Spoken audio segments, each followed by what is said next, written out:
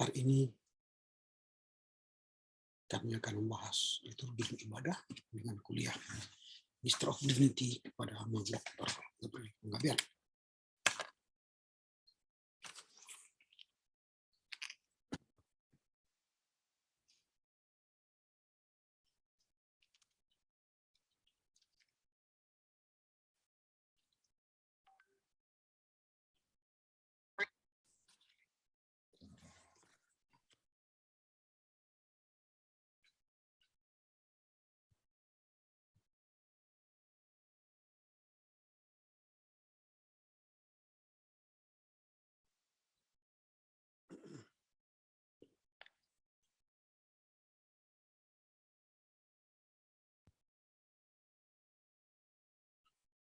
Ora Samang.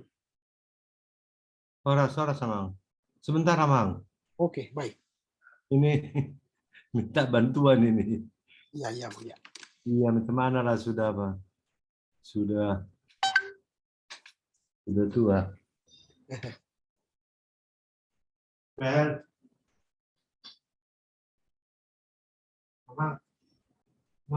Amang, minta tolong.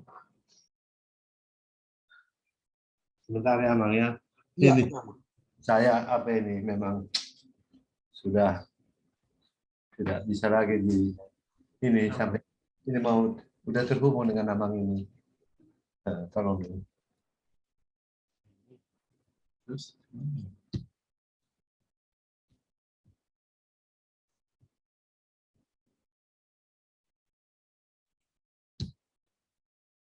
Gini, iya. bisa. Kok nggak besar?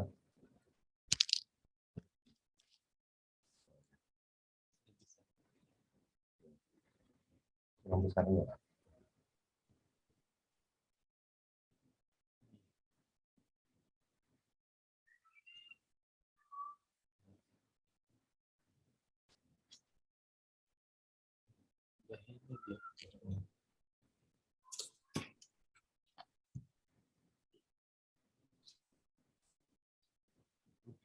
Ini paling besar dia. Ini dia. Nggak bisa lebih besar lagi ya. Ya, selamat pagi, Amang. Ya, selamat pagi, Amang. Minta bantu tadi. Ya. Minta Bagaimana bantu. kabar? Sehat? Ya, gitulah, Bang. Ya, sehat-sehat orang tua. Baik, sebelum kita mulai kita berdoa, ya. Sehat. Baik, kita berdoa. Bapa dalam surga, kami bersyukur pagi ini kami boleh bertemu dengan Amang Dr. Gabriel Panggabean dalam rangka memasuki bimbingan kuliah liturgi dan ibadah. Berkati kami dalam pembahasan paper dari awal hingga akhir demi Kristus Yesus. Amin. Amin. Baik, Amang, saya sudah terima papernya dan saya sudah baca. Dan hari ini kita akan membahas paper Amang ini yang berkaitan dengan simbol-simbol dalam liturgi ya. Jadi memang kalau kita perhatikan simbol-simbol dalam liturgi ini, ada banyak hal yang sudah Amang tuliskan dalam paper ini. Ini akan kita diskusikan secara bersama-sama apa yang menjadi maksud daripada simbol-simbol itu. Memang sejak awal ibadah, baik mulai dari ibadah perdana di gereja atau di sinagoge Israel sampai sekarang, ada yang kontinuitas dan ada yang diskontinuitas soal simbol-simbol. Tidak semua simbol-simbol itu dilanjutkan hingga kini. Ada yang akhirnya dihilangkan karena perkembangan teologi. Tetapi yang paling banyak yang mempertahankan simbol-simbol itu ialah orang-orang agama Yahudi dan juga termasuk agama Katolik. Itu yang paling setia untuk mempertahankan simbol-simbol dalam ibadah-ibadah. Kalau gereja-gereja Lutheran dan Pentakosta, apalagi Harismatik, simbol-simbol itu pada umumnya sudah hampir dilupakan, sudah hampir tidak digunakan lagi. Mereka sudah lebih pada entertain, pada pakaian atau penggunaan yang lebih sekular dan modern. Nah, itu yang kita lihat dalam pelaksanaan ibadah-ibadah. Sehingga menarik kalau ini menjadi sebuah paper atau pembahasan dalam makalah yang pertama Amang ini. Nah, fungsi daripada simbol-simbol itu Amang sudah jelaskan dengan mengutip pemahaman Rambe bahwa dari segi spiritualitas simbol-simbol itu tidak hanya memiliki fungsi horizontal, tetapi juga memiliki fungsi vertikal. Nah, fungsi vertikal maksudnya menjalin hubungan dengan transenden atau dengan Tuhan, sedangkan fungsi horizontal itu hubungan antara sesama manusia. Artinya dengan menggunakan simbol-simbol itu, kita sedang mengekspresikan pandangan dunia dan kosmos dan merelevansikannya dalam kehidupan pribadi atau bermasyarakat. Nah, itu menurut pemikiran dan pendapat Markus Heidelberg Rambe itu ya. Kemudian kalau kita dalami lagi fungsi simbol dalam beragama, kita lihat di sini masih dalam pemikiran Rambe, dia mengatakan bahwa agama selalu berhadapan dengan sebuah dialektika dan paradoks. Artinya melalui gambar kita tidak bisa berbicara tentang Allah. Karena Allah tidak bisa digambarkan dengan apapun. Memang wajah Allah sampai sekarang tidak ada orang yang mampu menggambar wajah Allah. Jadi simbol Allah pun tidak bisa kita buat. Karena memang wajah Allah itu tak seorang pun yang bisa melihatnya. Kalau dalam tradisi Perjanjian Lama tidak ada yang berani melihat wajah Allah. Karena wajah Allah, setiap orang melihat wajah Allah, dia akan mengalami kematian. Nah, akhirnya simbol agama tentang wajah Allah pun tidak bisa. Itu ya, disampaikan Rambe itu juga.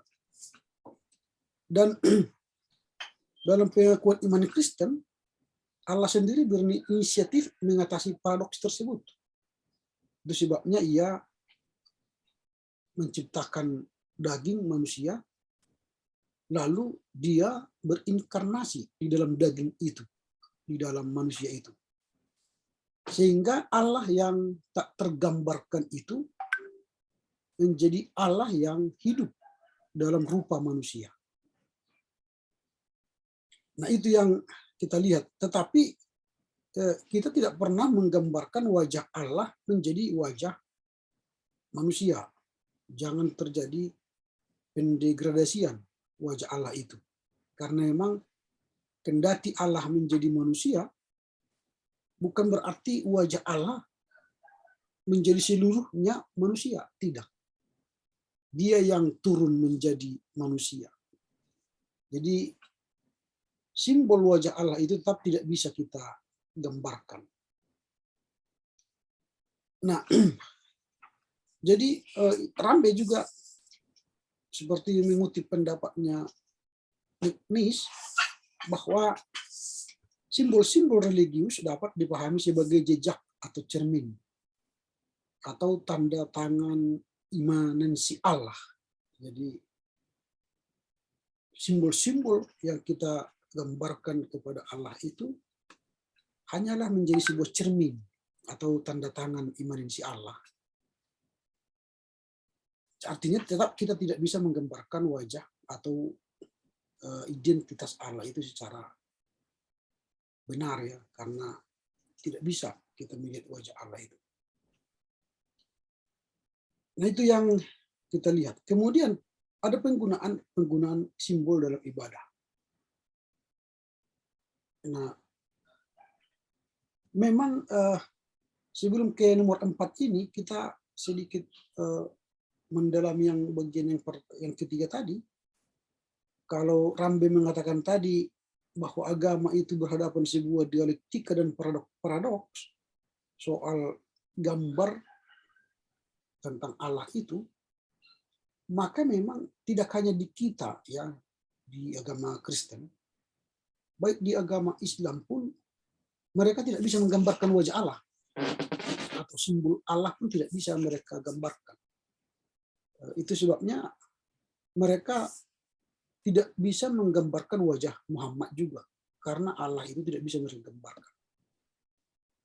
Nah itu, jadi memang mereka, baik Kristen maksudnya dan Islam, ya tidak bisa menggambarkan atau menyimbolkan wajah Allah.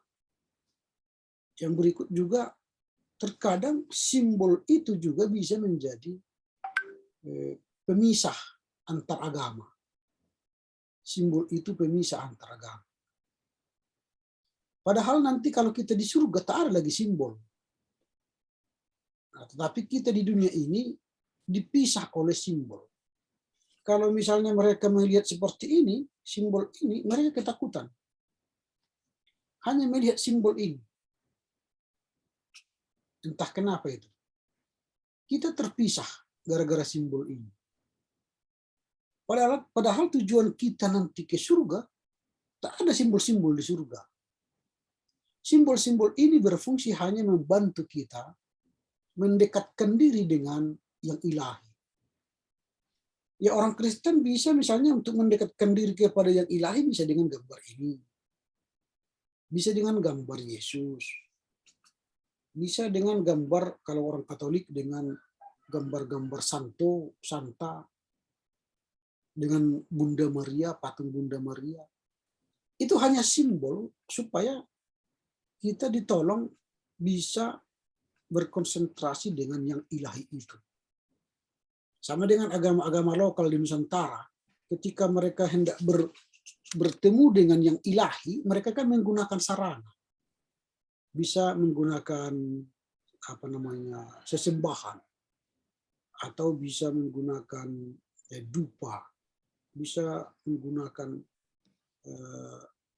ramuan, baik minuman, makanan. Itu hanyalah mediasi atau sarana mempertemukan yang manusia yang kodrati dengan yang ilahi adikodrati. Jadi simbol-simbol yang kita gunakan pun di dalam ibadah kita hanyalah untuk menolong kita bertemu dengan yang ilahi, yang transendensi tadi.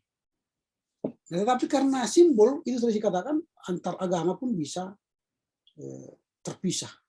Itu secara umum. Nah, kita masuk bagian yang keempat ini. Memang dalam agama Kristen ada banyak simbol-simbol. Tapi kita bahaslah apa yang Amang sampaikan di sini. Dan simbol-simbol itu tentu sangat berguna dalam perayaan-perayaan ibadah atau ketika kita beribadah. Yang pertama itu simbol alfa dan omega. Nah, simbol alfa dan omega ini memang sangatlah penting, karena ini menjadi bagian yang menentukan soal eksistensi Allah itu, bahwa Allah itu adalah yang tiada awal atau yang berawal dan tiada akhir, alfa dan omega. Jadi Allah itulah Allah yang tiada awal dan tiada akhir. Artinya dialah yang permulaan, dialah terakhir. Kira-kira begitu. Jadi simbol alfa dan omega ini sangat banyak mendominasi gereja-gereja. Biasanya alfa dan omega ini bisa di altar. Alfa, bukan ini omega.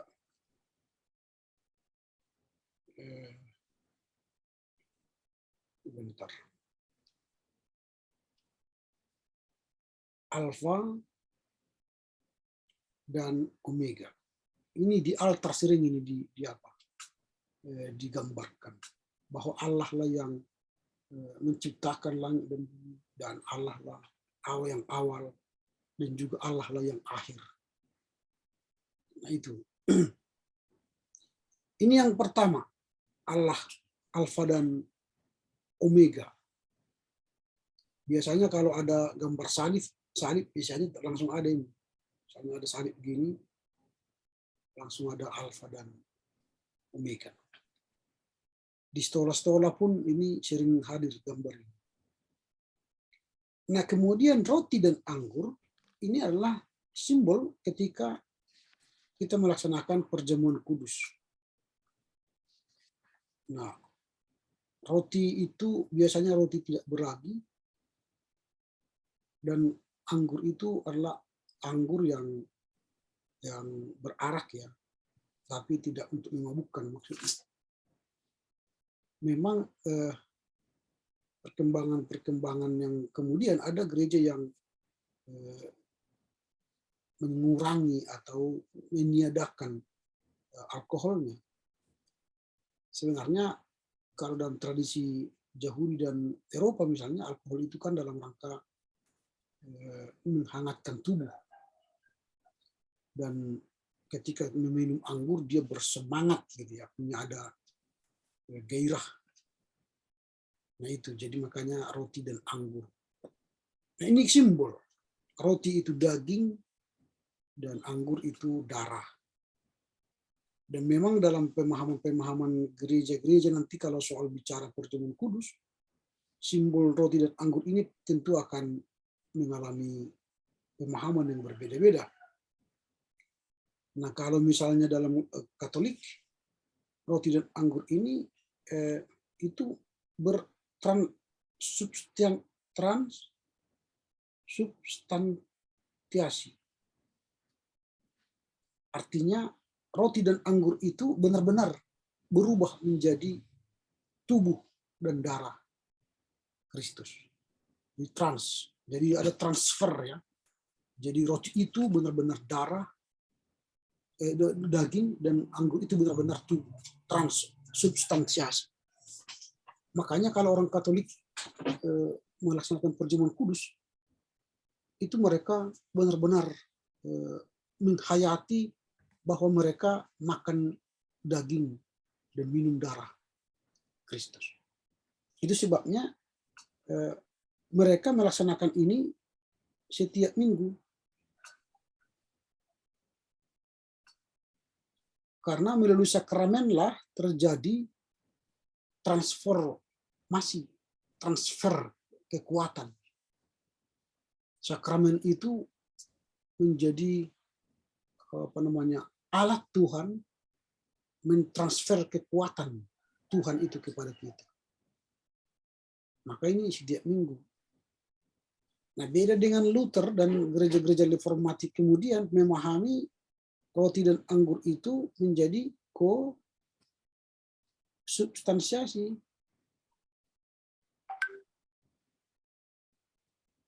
Ko-substansiasi. Kalau ini tadi trans, ini ko-substansiasi artinya roti dan anggur itu tidaklah berubah. Dia tetap roti, dia tetap anggur, tetapi di dalam roti dan anggur itu Yesus hadir.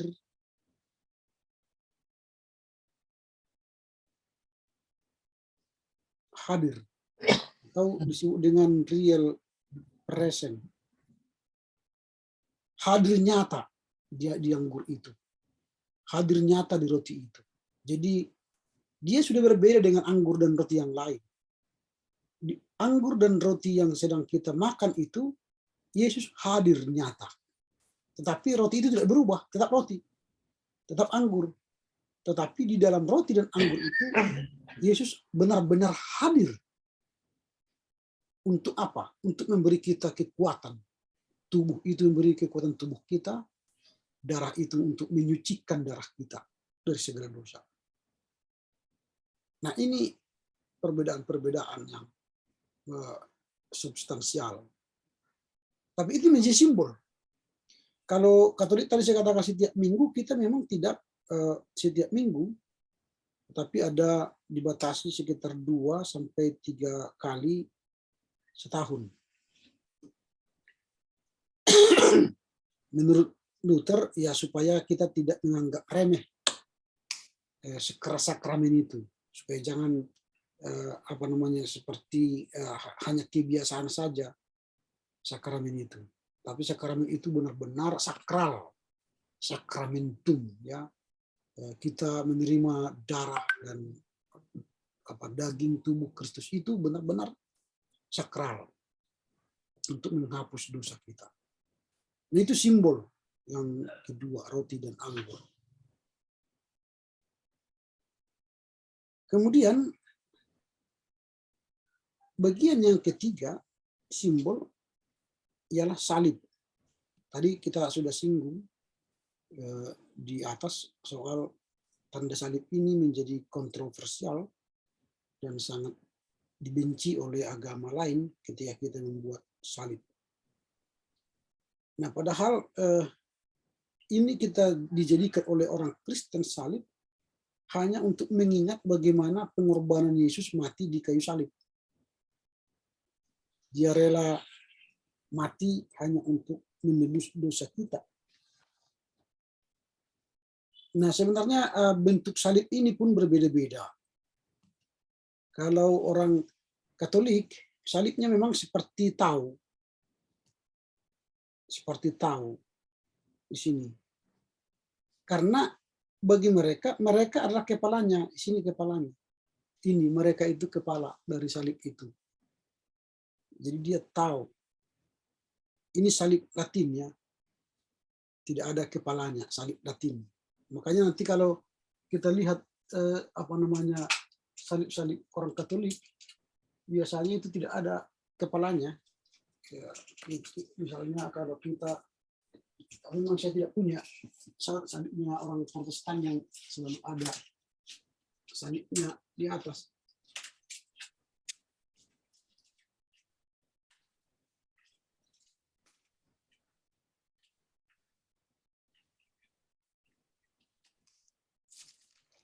Misalnya begini, kalau salib Protestan kan selalu ada kepalanya ini. Tapi kalau Katolik ini kepalanya nggak ada, karena kepalanya itu langsung mereka. Mereka menggunakan salib Latin namanya, salib Latin.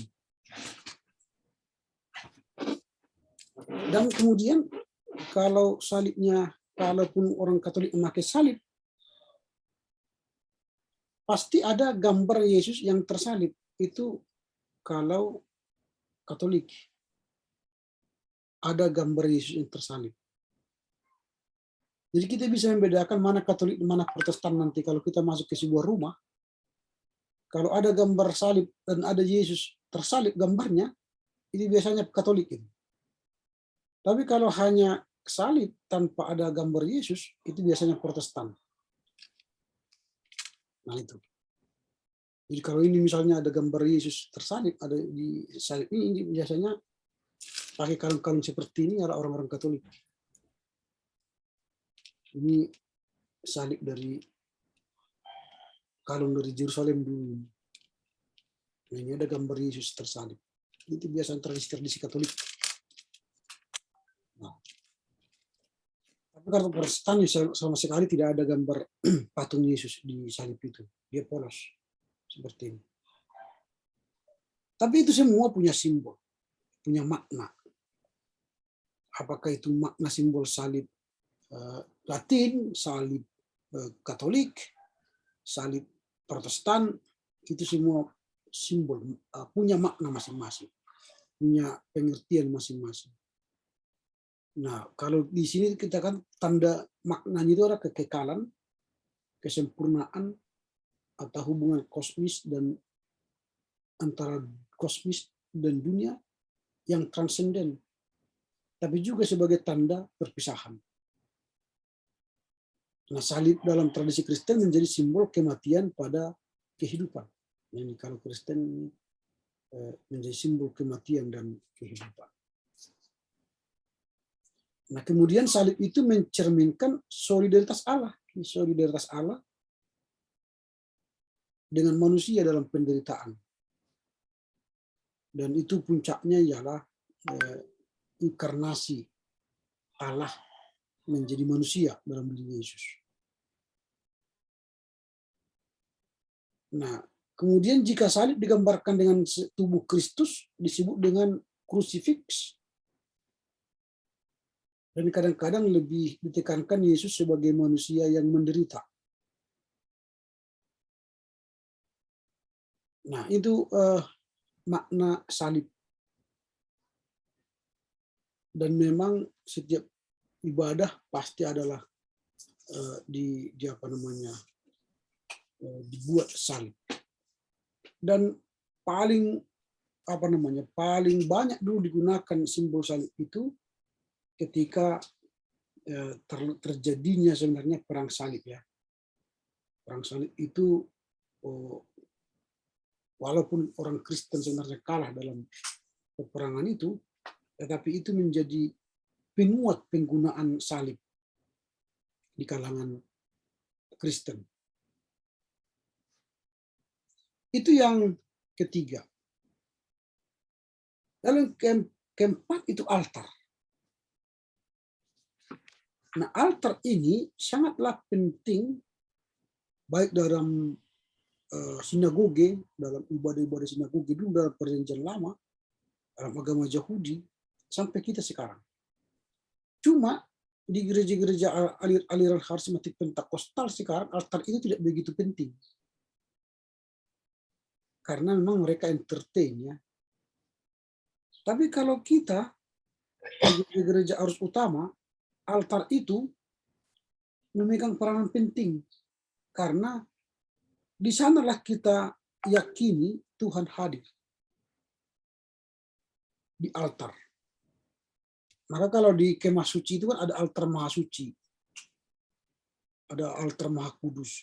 Tidak boleh orang masuk sembarangan ke sana. Karena di sana diyakini Tuhan bersemayam, hadir. Itu sebab kita mulai setiap ibadah itu dengan votum. Votum itu kan untuk mengkonstatir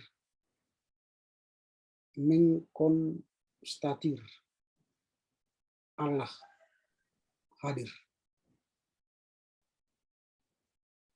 Jadi kita undang Allah hadir di ibadah itu, di altar itu. Makanya altar itu sebagai pusat perhatian kita selama ibadah. Karena di sana Allah hadir. Maka kita punya altar. Ada tempat pemimpin ibadah, ada tempat berkhotbah, altar. Jadi Allah itu tidak hadir di mana-mana. Dia hadir di altar itu. Untuk menolong, memberkati, memberi nasihat, mengajari, melalui firman, dan melalui liturgi yang kita ikuti. Kalau di karismatik nggak ada altar. Menurut mereka Allah ada di mana-mana ketika ibadah itu. Bisa di belakang, bisa di depan, bisa di samping, makanya pengkhotbahnya bisa jalan-jalan. Tidak ada pemimpin ibadahnya. Worship leadernya ya bisa jalan-jalan kemana-mana, tergantung selera dia. Mereka tidak punya altar.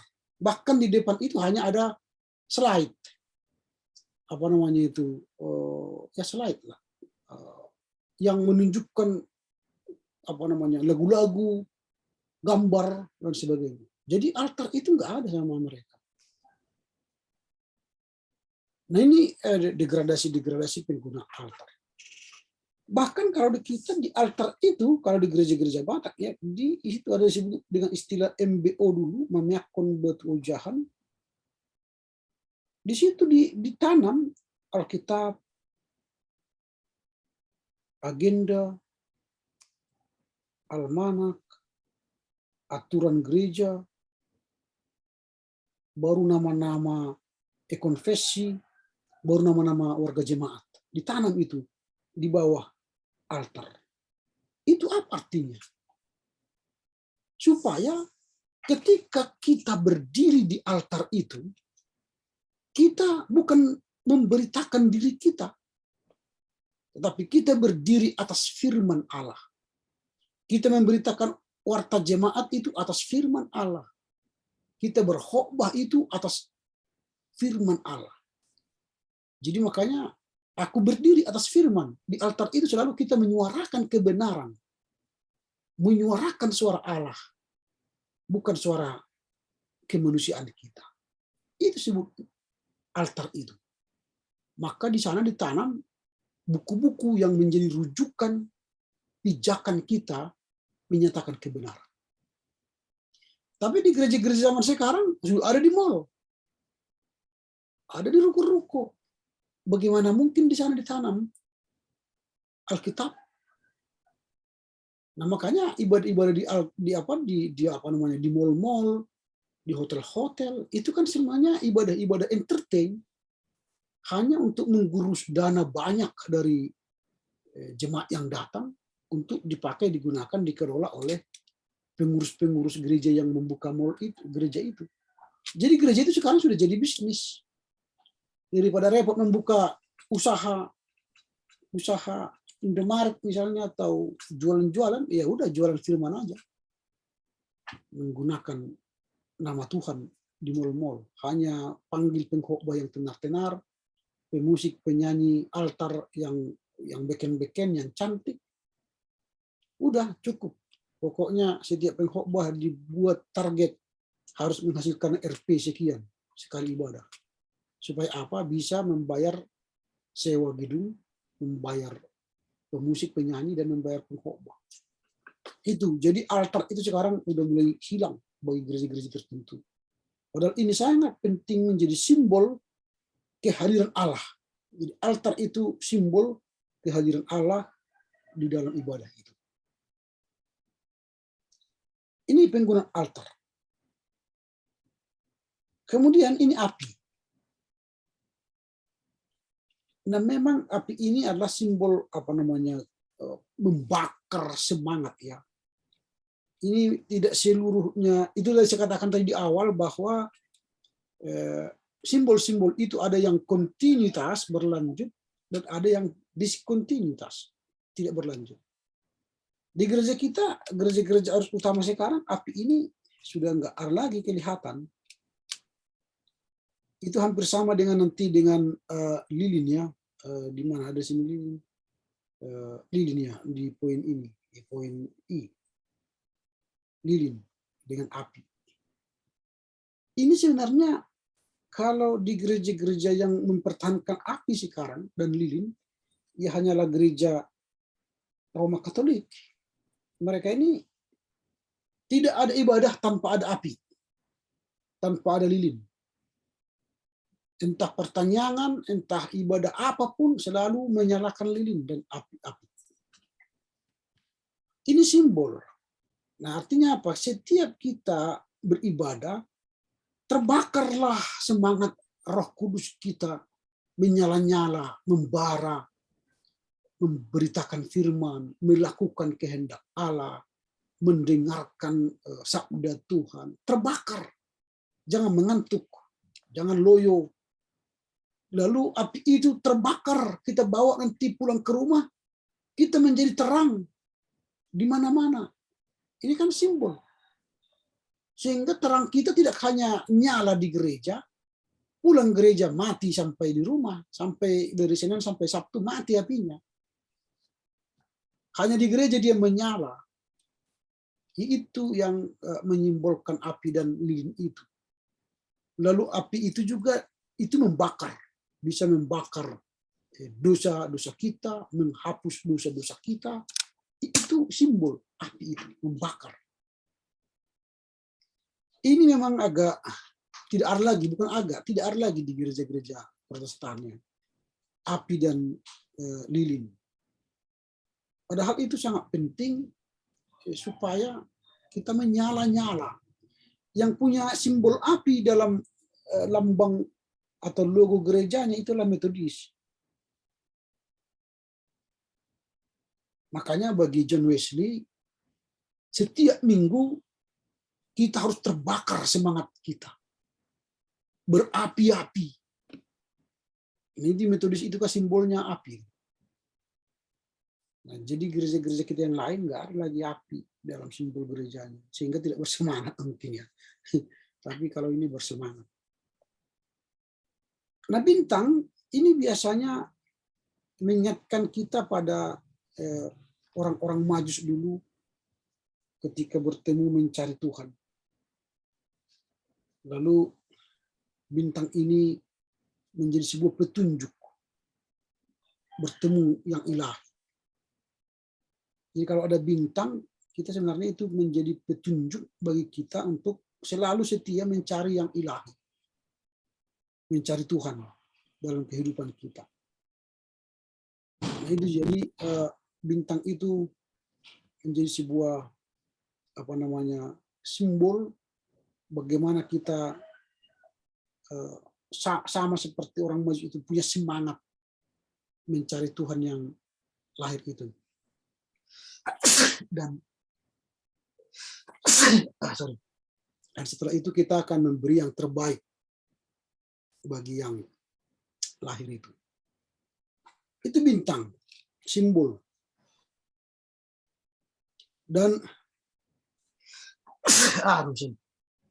kalau kita nanti berkesempatan ke Yerusalem, yang paling banyak dijual orang di situ ialah bintang Daud. Itu bintang Daud itu nanti dibuat di kalung, lalu kalau di apa-apa macam-macam itu bintang Daud itu. Sampai sekarang bintang Daud itu simbol Israel. Jadi simbol Israel itu kan bintang Daud itu. Ini simbol keagamaan orang Yahudi. Bahkan orang Israel modern sampai sekarang menggunakan bintang Daud. Tapi kita tidak lagi menggunakan itu dan tidak begitu penting bagi kita sekarang. Tapi bagi orang Yahudi, bintang Daud ini sangat penting. Bahkan simbol negara Israel kan itu selalu disimbolkan dengan bintang Daud. Baru kemudian garam. Nah, garam ini memang simbol dari untuk mengawetkan sebenarnya ya, supaya tahan lama, menjaga dari kebusukan, kita bisa membuat rasa. Ini simbol. Jadi orang Kristen itu harus mampu menjadi berkat bagi masyarakat, bagi dunia, bagi gereja. Kehadiran kita membawa rasa, mengawetkan keharmonisan, menjaga kerusakan supaya jangan busuk, supaya jangan hancur. Itu garam. Jadi kehadiran orang Kristen itu menjadi sebuah penawar atas segala ketidakbaikan. Jadi kita menjadi solusi, kita menjadi pembawa, pembaru berkat ya, dan menjadi berkat bagi seluruh dunia. Itu garam. Dan garam itu tidak perlu banyak. Kalau garam dimasukkan 1 kilo ke masakan yang hanya 1 kuali, itu artinya mubazir. Tak bisa dimakan sayur itu atau masakan daging itu. Maka garam itu secukupnya. Memang orang Kristen itu secukupnya saja. Berbuat, bertindak, berkata-kata secukupnya, jangan berlebih. Kalau berlebih itu jadi muak dan tidak disukai.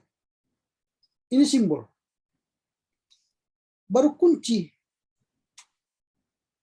Nah, kunci ini simbol kan, simbol membuka, menutup. Membuka untuk kunci adalah sebuah kekuasaan atau pengetahuan dan otoritas. Kunci kerajaan sorga itu ada di tangan Tuhan, di tangan Yesus. Dan kunci supaya kita masuk sorga, ya kita beriman kepada Yesus. Jadi kunci itu menjadi penting, menjadi simbol yang memberi kesempatan kepada kita memilih jalan mana yang harus kita lakukan, yang harus kita pilih. Ini kunci.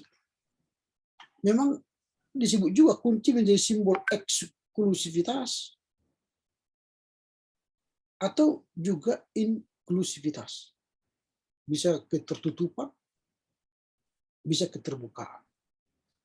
Bisa kita tertutup dalam artian iman yang sungguh-sungguh. Tetapi sebagai orang yang beriman, kita inklusif, terbuka, merangkul kepada setiap orang. Itu kunci.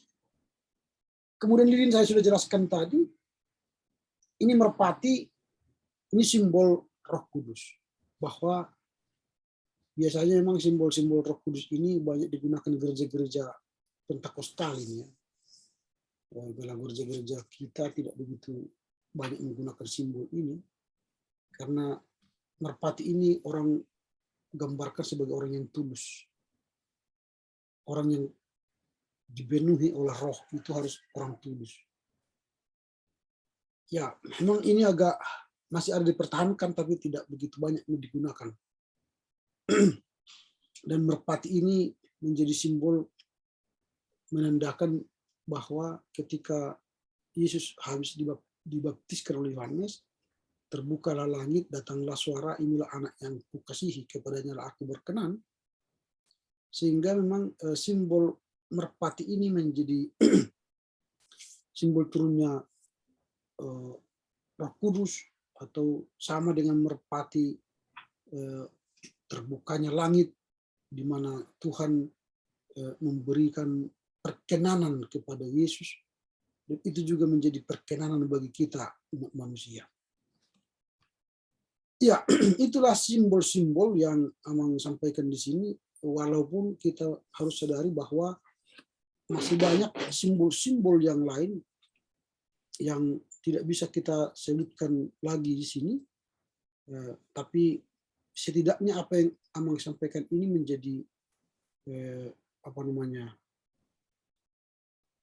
terlihat bahwa sejak dari dulu ada banyak simbol-simbol di dalam pelaksanaan ritus-ritus atau ibadah-ibadah Kristen. Selain itu tadi saya seperti katakan tadi, ada lagi simbol minyak, ya, minyak dalam perjanjian lama itu sangat menjadi simbol untuk pembaptisan. Kalau orang-orang Katolik kan itu ada krisma, ada pengurapan, itu biasa digunakan minyak. Kemudian ada lagi air suci. Jadi setiap orang bertemu atau memasuki rumah ibadah, mereka harus melaksanakan penyucian dulu, air. Ya, setiap masuk gereja dimasukkan air. Karena air itu menyatukan antara yang kodrati dengan yang ilahi. Itu air. Masih digunakan orang-orang Katolik sekarang air dalam ibadah-ibadah mereka, minyak dan air. Itu banyak sekali sebenarnya simbol-simbol yang selain lagi simbol-simbol dalam baju pakaian pelayan, ya. Ada simbol-simbol di sini Kristus, ada simbol-simbol banyak, itu simbol-simbol yang digunakan di di stola, di baju pelayan. Ada yang membuat iktus gambar ikan, misalnya ada yang membuat gambar ikan di di stolanya itu seperti ini. Bukan gitu.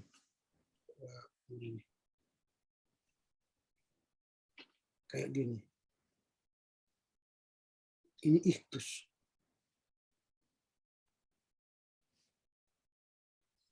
Nah, iktus itu ikan. Ini sebenarnya ikan. Artinya dalam bahasa Yunani ikan. Tapi iktus itu ini Yesus.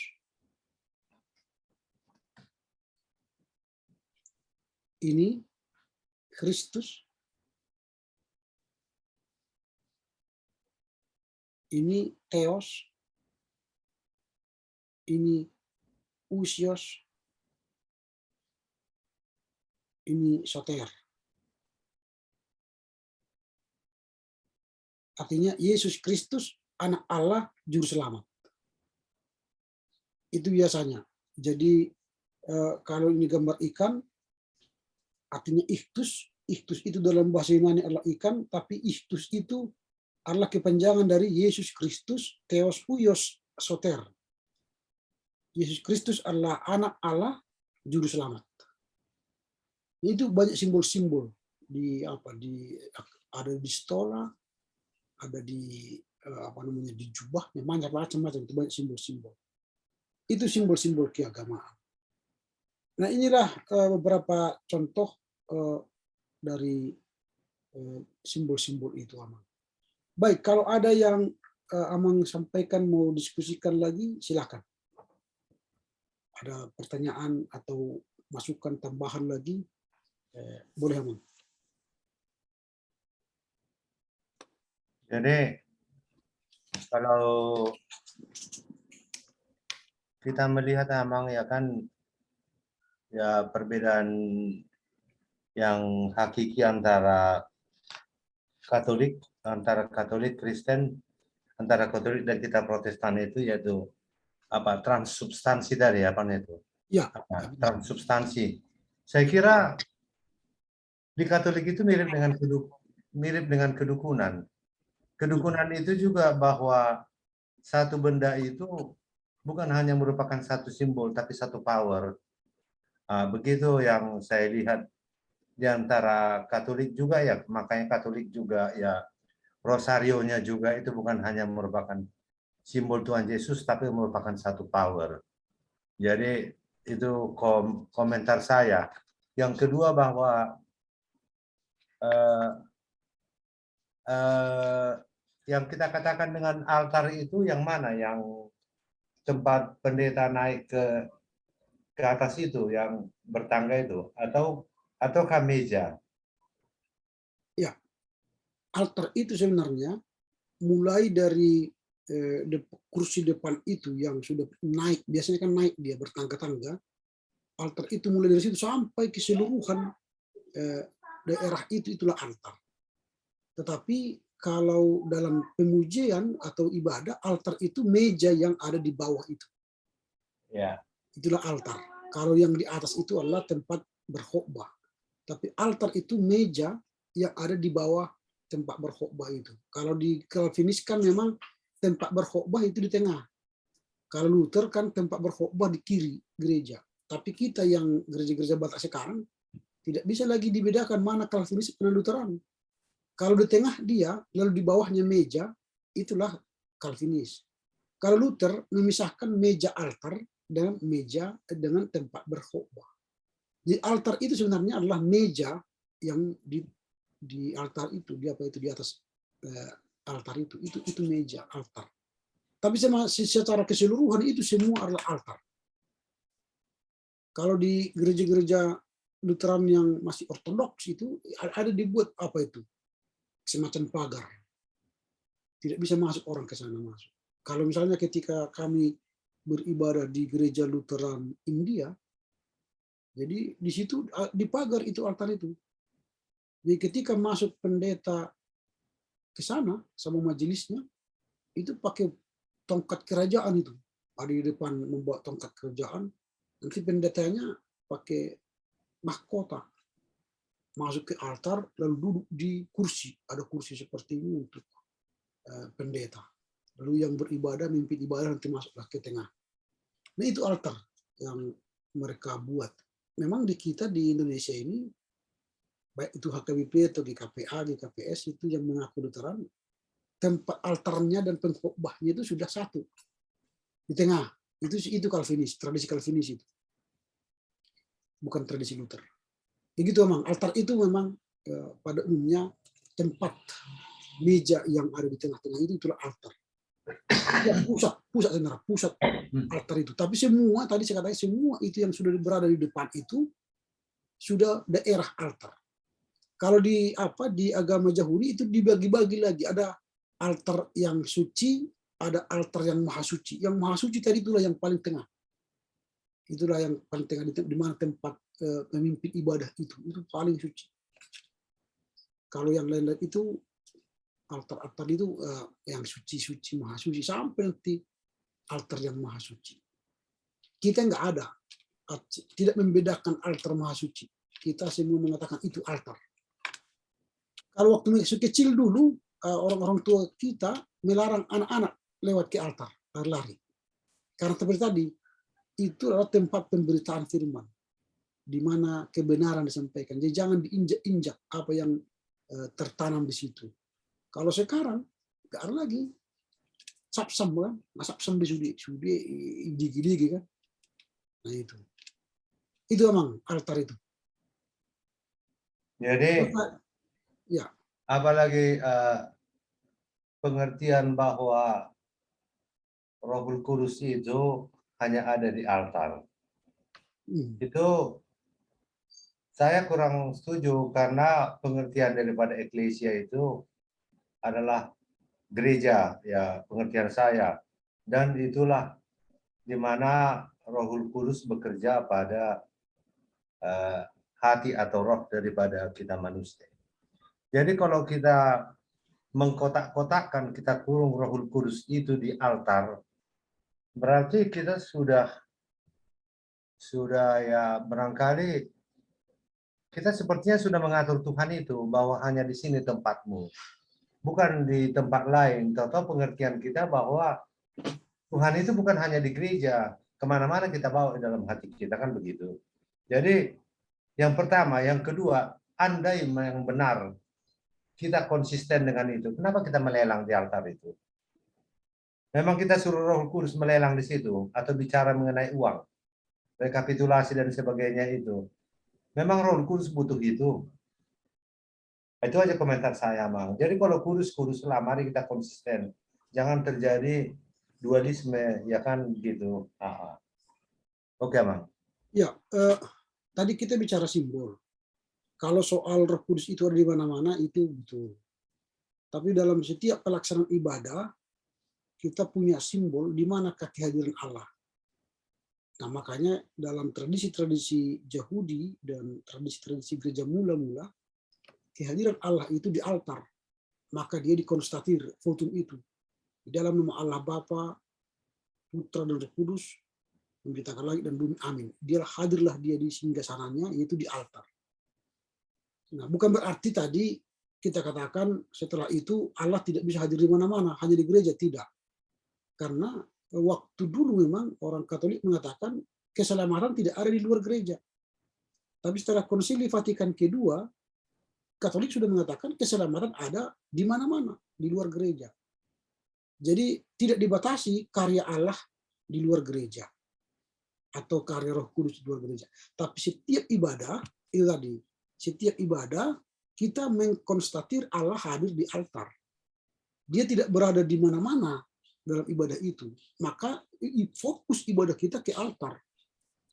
Jadi kita tidak pernah beribadah itu putar ke belakang, putar ke samping gitu. Itu beda dengan ketika kita beribadah di gereja-gereja Pentakosta Harismatik. Altar itu tidak ada bagi mereka. Altar itu sudah digunakan menjadi tempat penyampaian lagu-lagu atau berita-berita, film, atau yang kita menonton ke depan. Di depan itu sudah ada penari-penari, pemusik, dan sebagainya. Jadi mereka menganggap bahwa Allah hadir di mana-mana. Nah, itu membedakan kita dengan mereka. Simbol-simbol dalam keagamaan mereka tidak ada lagi. Mereka sudah lebih ke arah entertain, kayak kita pergi ke kafe, ada penyanyi-penyanyi, ada yang menyampaikan berita, sambil kita minum kopi, selesai. Lalu penting bagi mereka, kita terhibur dari cara mereka di depan panggung, kita terhibur. Nah, padahal ibadah Kristen bukan hendak menghibur umat. Bukan. Kita dalam ibadah kekristenan kita datang ke gereja hendak menyenangkan hati Allah. Maka semua dimulai dari votum sampai amin-amin, 90% itu hanya menyenangkan hati Allah. Bukan hendak menyenangkan hati manusia. Manusia diberi mengambil bagian dalam ibadah ialah makor, mendengarkan warta jemaat, mengucapkan pengakuan dosa. Di situ hanya bagian manusia dalam ibadah. Tetapi bagian Allah mulai votum sampai akhir adalah bagian Allah, banyak sekali. Artinya tidak ada banyak ruang bagi manusia dipuaskan hatinya. Karena kita datang bukan hendak memuaskan hati kita dan hati manusia, Tapi kita datang beribadah hendak memuaskan hati Tuhan, menyenangkan hati Tuhan, menyembah Tuhan. Itulah tadi. Simbolnya ialah dia hadir di altar yang Maha Kudus tadi. Nah, soal bagaimana kita memfungsikannya dengan berlelang di gereja, itu yang saya katakan tadi, terjadinya degradasi. Penurunan nilai-nilai pemahaman moral atau pemahaman teologis terhadap altar itu. Makanya banyak sekarang gereja tidak lagi menggunakan altar sebagai tempat lelang. Kalau misalnya ada pesta gereja, habis pesta atau ibadah di dalam gereja dipindahkan ke ruangan lain. Sehingga altar tidak lagi alat transaksi pengumpulan dana.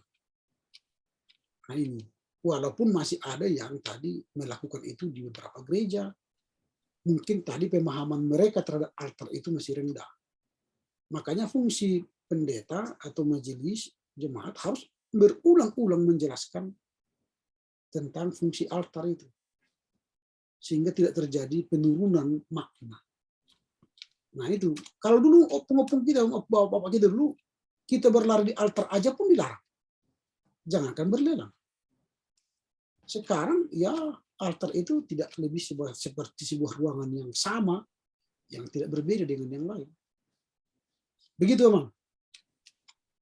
Terus lagi panjang juga ceritanya nih, Amang. Jadi Amang bilang tadi dalam satu kebaktian adalah bagian Allah atau porsi daripada Allah, dan ada yaitu untuk menyenangkan Allah, dan yang kedua adalah untuk menyenangkan manusia.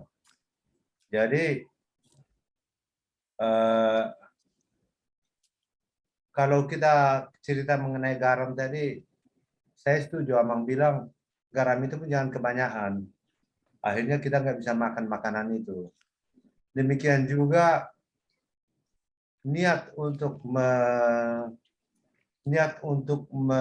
memberikan pengajaran mengenai firman Allah itu sangat baik dari seorang pendeta. Makanya terkadang sampai dia membuat 5 item. Saya ya terus terang 2 item aja udah bingung, saya nggak ketangkap saya begitu. Jadi mungkin yang tamat SD gimana pula lagi. Jadi garam yang kebanyakan dengan maksud untuk menyenangkan hati Allah melalui firman. Tapi Allah juga berkata bahwa yang kusenangi bukan kata-katamu tapi hatimu. Jadi kalau manusia itu, kalau jemaat itu 1-2 patah kata pun firman itu masuk dalam hatinya, barangkali itu yang menyenangkan hati Allah juga. Makanya bisalah dibagi-bagi antara porsi, kita memberikan firman dan kita menyenangkan hati manusia dengan memuja Tuhan. Karena menyenangkan hati manusia kan yang seharusnya kan dengan bagaimana manusia itu senang karena dia membuat Tuhan senang, kan gitu. Bagaimana Tuhan senang? Karena disenangkan oleh manusia, kan begitu. Jadi saya kira pengertian kita itu mengenai membagi porsi itu ya penting. Itu aja, Mang. Ya, betul. Makanya sebenarnya dalam ibadah itu kan kita punya durasi gitu.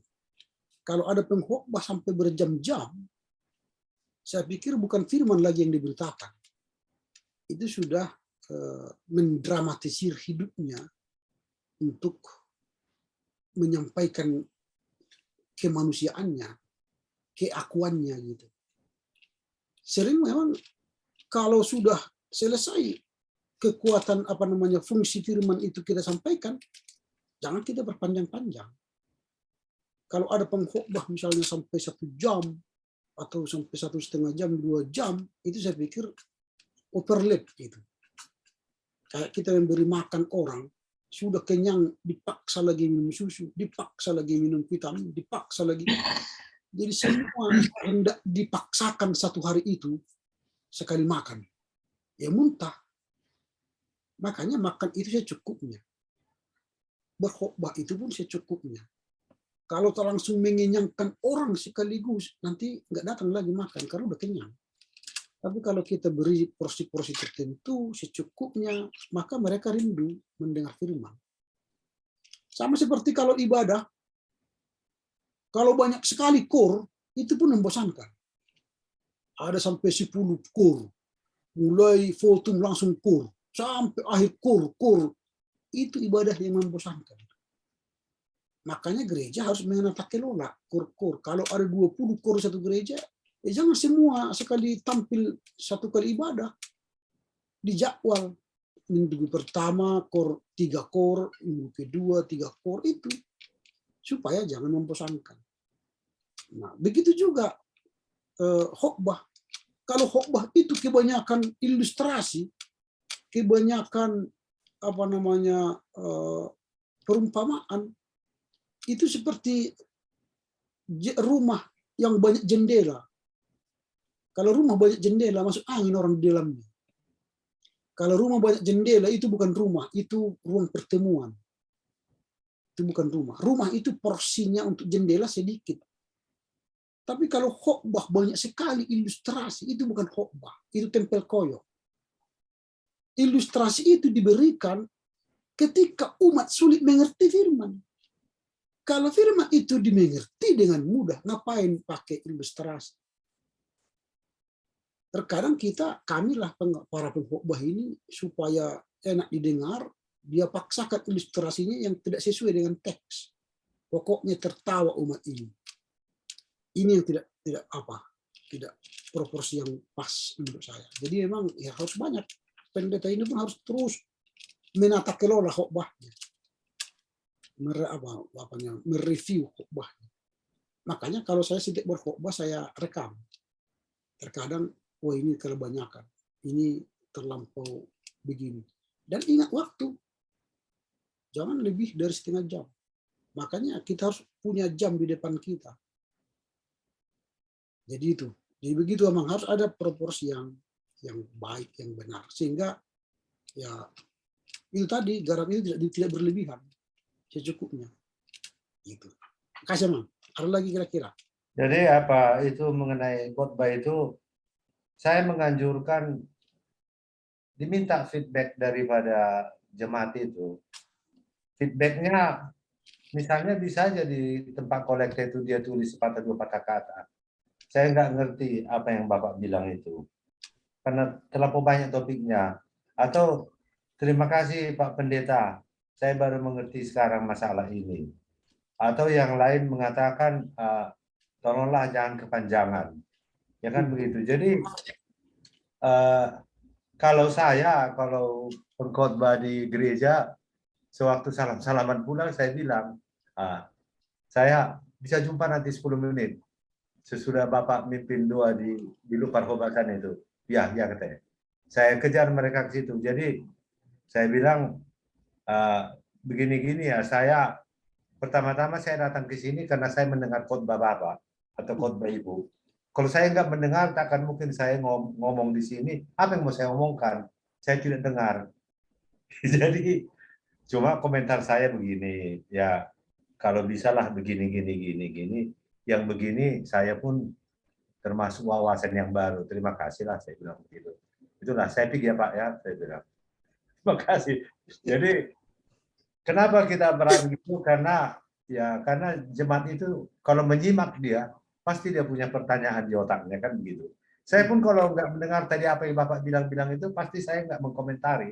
Apa yang mau saya komentari? Ya udah Pak, udah padat lah itu Pak Arab. Pasti saya bilang begitu. Ya itulah.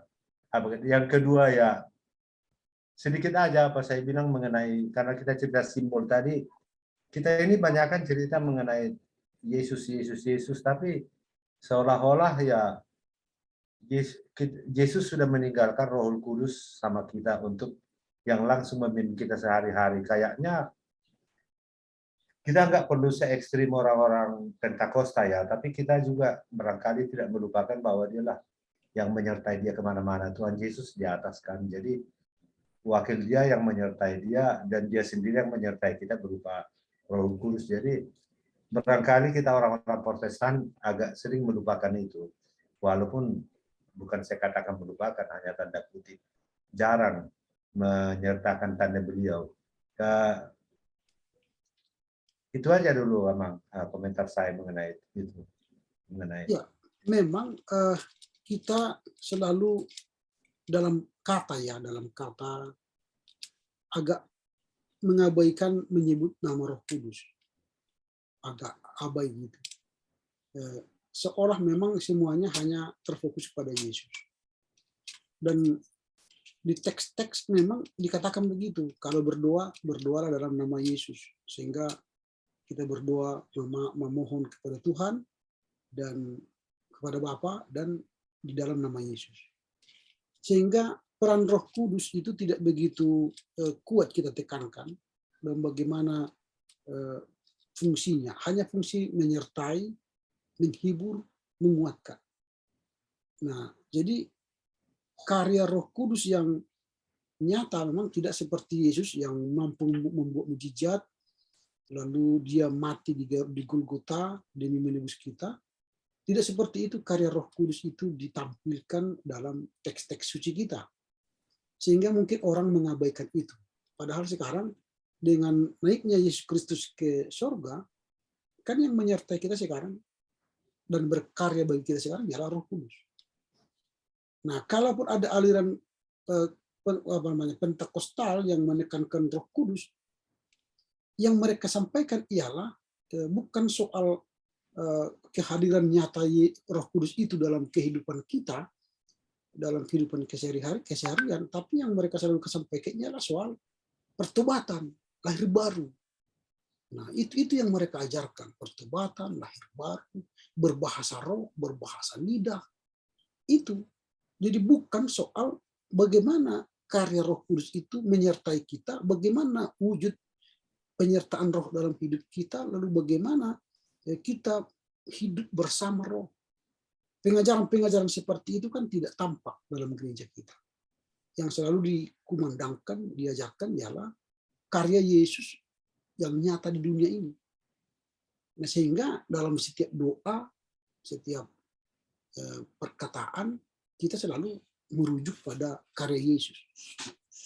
Nah, ini memang ini menjadi sebuah tantangan kita, baik itu para pengkhotbah dan para akademisi, bagaimana menyeimbangkan peran ketiga pribadi tadi, peran Allah Bapa, peran Yesus Kristus, dan peran Roh Kudus.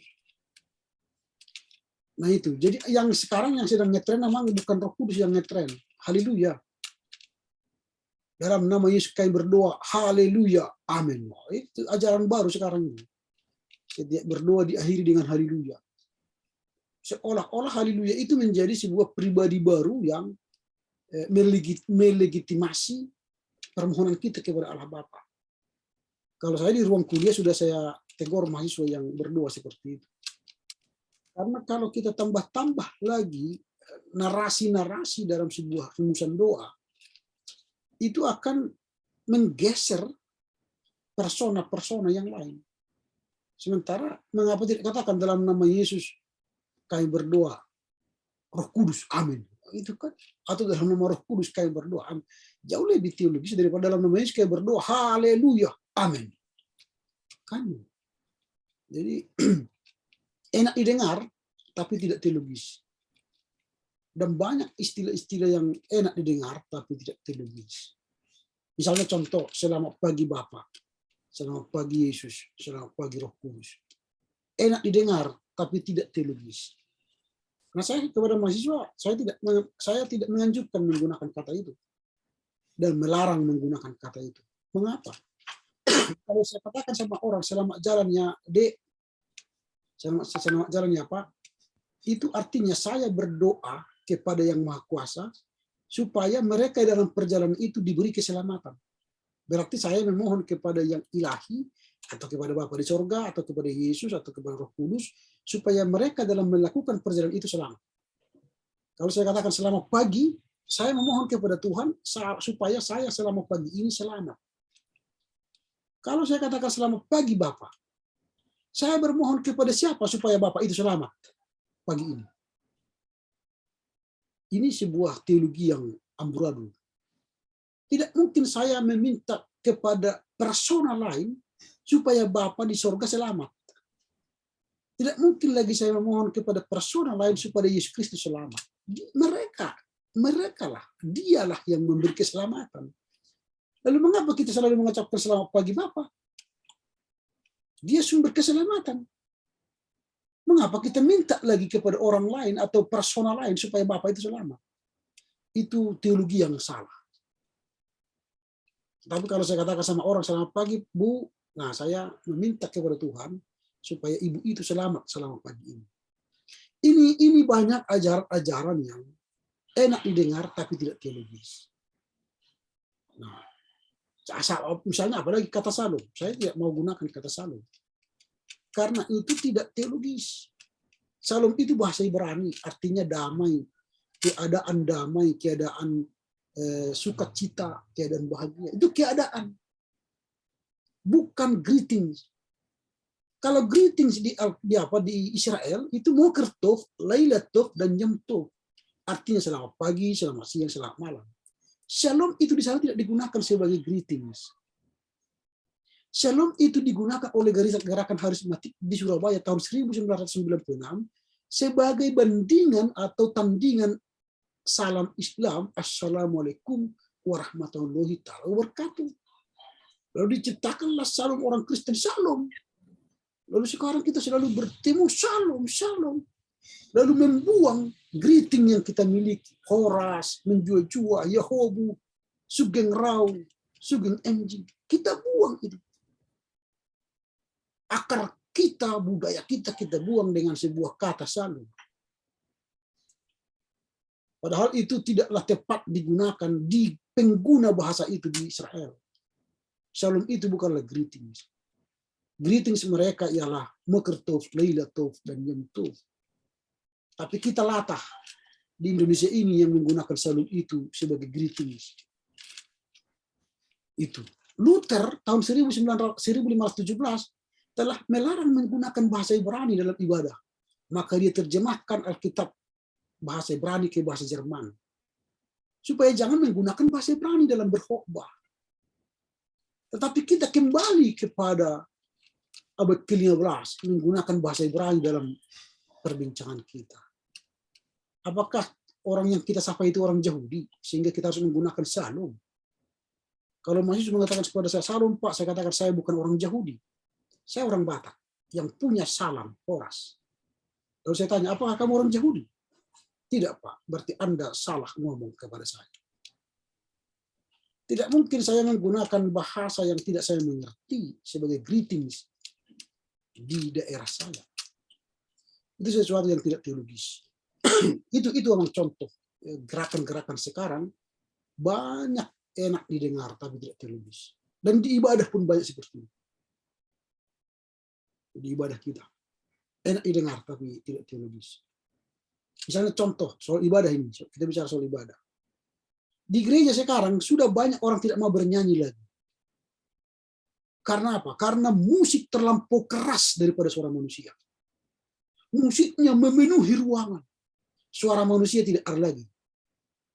Lalu saya katakan kepada pemusik, Anda telah merusak ibadah. Karena suara manusia tidak pernah lagi didengar Tuhan. Karena didengar Tuhan sekarang hanya suara musik yang kau mainkan dengan piawai. Padahal musik itu adalah alat menolong umat memuji Tuhan. Jadi suara umat yang perlu kedengaran kuat ke surga daripada musik.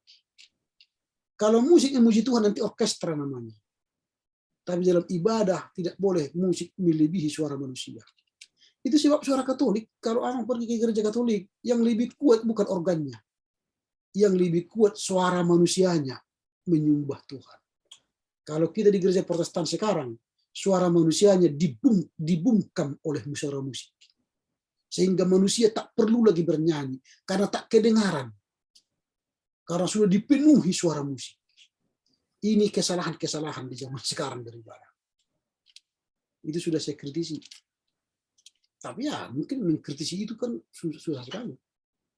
Karena sudah semua gereja sekarang memamerkan kehebatan musiknya dan pemain musiknya. Bukan lagi memamerkan suara manusianya memuji Tuhan. Begitu Mang. Ada lagi kira-kira Mang? Karena kami mau rapat Renstra di kampus. Ada Mang, ada sedikit Oke, lagi Mang. Ada sedikit lagi Mang mengenai Roh Kudus tadi itu. kita banyak cerita mengenai doa dan lain-lain. Sebenarnya kau tidak tahu berdoa, hanya Roh Kudus lah yang berdoa untuk kamu, kan begitu. Betul. Itu sama saya inti daripada itu. Jadi omong kosong saya hanya begini-gini, saya hebat-hebatan berdoa.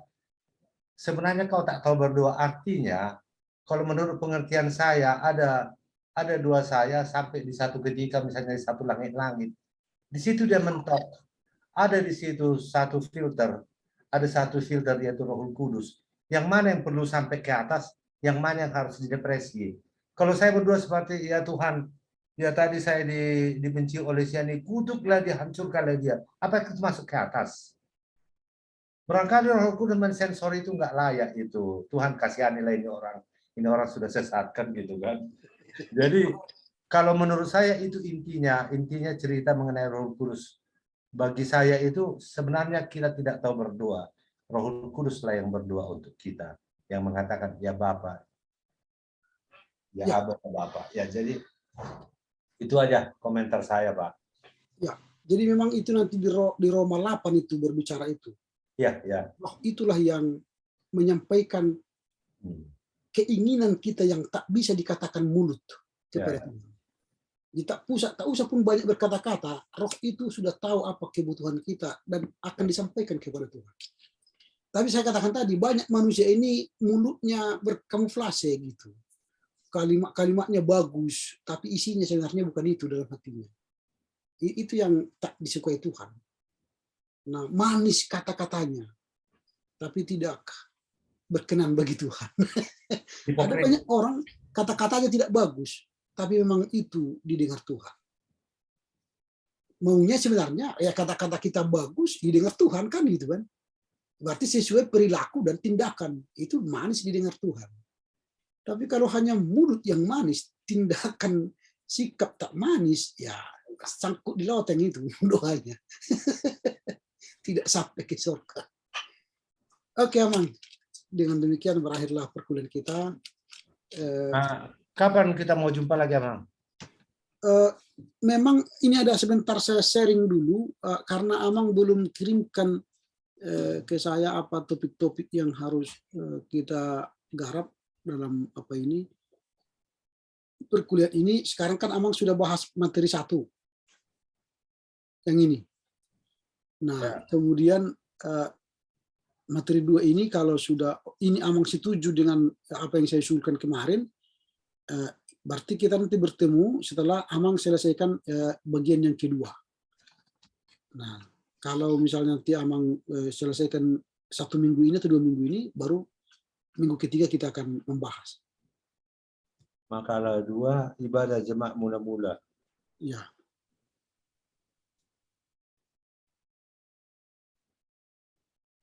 Ini usulan saya, tapi kalau Amang nanti setuju silakan. Tapi kalau tidak setuju ada judul lain silakan.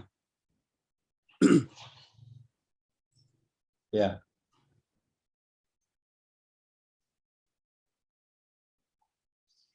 Terus komentar saya, Pak. Ya. Pak Ramli, ya kan? Ya. Ya. Sebenarnya jadwal Bapak kan tadi jam apa ya? Jam 11 ya kan? Betul. Untuk apa? Untunglah yang jam 9 apa dosennya ya saya mau pesta dulu. Ya silakan Pak. Jadi makanya Bapak bilang jam 8, saya oke aja terus ya kan. Kenapa rupanya ya kan begitu ya Pak ya. Karena tadi ada rapat kami yang harus kami lakukan. Saya mengerti pun Pak. Saya pun bukan orang protokoler ya kan kita kan. Jadi iya. Tapi nggak apa, saya senang Pak. Nggak apa-apa, saya senang. Walaupun saya Pak, Bapak apa sebenarnya? Saya baru bangun tadi belum mandi saya. Jadi sarapan pun tidak, saya hanya makan roti 2 potong sama segelas kopi. Oke, mohon maaf kalau mengganggu. Tidak apa-apa, never mind. Nggak apa-apa. Ya kita udah bersaudara, nggak apa-apa lah. Saya cakap kawan aja, cakap sebagai kawan, nggak apa-apa lah. Ini Pak Harahap ini, tapi saya mengerti, Bang. Amang apa Bang sibuk. Ya, harus saya dukung juga lah ya kan begitu. Kalau kebetulan dosen saya ya apa minta free hari ini, jadi ya nggak apa-apalah. Itu masalah makan dan lain-lain gampang lah itu. Karena Pak Sipayung dia ada pesta pernikahan. Tadi kemarin kami ngomong, saya dengar dia bicara bahwa dia pesta. Wah, saya pikir besok bisa lah sampai jam 8. Bukan si payung hari ini, Pak. Bukan. Si Bapak filsafat kawan saya yang gemuk itu, Pak Perangin-angin. Oh, Pak Perangin-angin yang kawan saya yang gemuk itu. Dia hari Kamis itu. Nanti bukunya Amang ya. Sebenarnya saya mau langsung pulangkan ke sana, tapi dosen-dosen itu jangan dulu bertemu muka langsung karena kopi-kopi.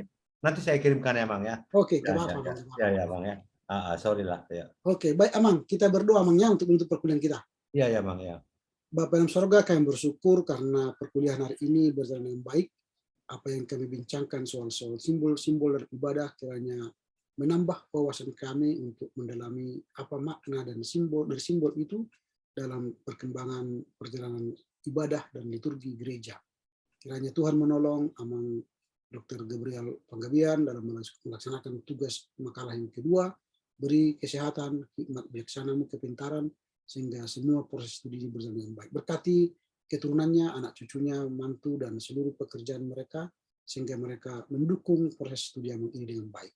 Jauhkan kami dari segala penyakit dan mara bahaya, sehingga kami sehat panjang umur dalam melaksanakan tugas-tugas kami. Dalam Kristus Yesus kami berdoa. Amin. Amin. Baik Amangnya, selamat makan ya. Selamat.